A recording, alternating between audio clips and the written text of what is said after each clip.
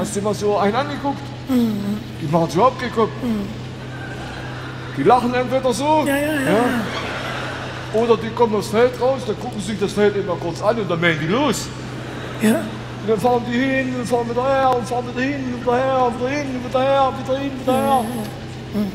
Bis du es kapierst, Junge. Ja. Den ganzen Sommer sitzen sie am Fenster.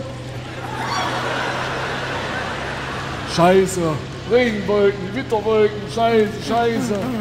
Und dann ein trockenes Wochenende raus aus Feld, dann melden die los. Hin, her, hin, her, hin.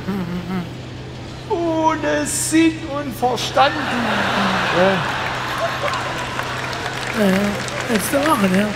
Hauptsache, man. Als wenn es kein Morgen gibt, Alter. Letztes Jahr bei uns im Dorf ist einer eingepennt. Ja? Ja, dann ist da los. Und? Der was und der ist erst durchs Tierheim und dann in die Sparkasse rein. Was? Und vorne die große Schere dran. Die Verwüstung, die haben sie aus dem Weltraum gesehen. Alter, das war eine Schneise. Haben wir gleich unsere Ortsumgehung drauf gebaut. Ey, warte mal, Svenny, das kann überhaupt nicht hinhauen, Alter. Heutzutage, die sind alle Satelliten, also praktisch GPS überwacht. Die können nicht einfach so ins Tierheim reinrammen. Es geht überhaupt gar nicht. Echt nicht? Ne. Das ist ja schade. Ja, aber den Tag nicht.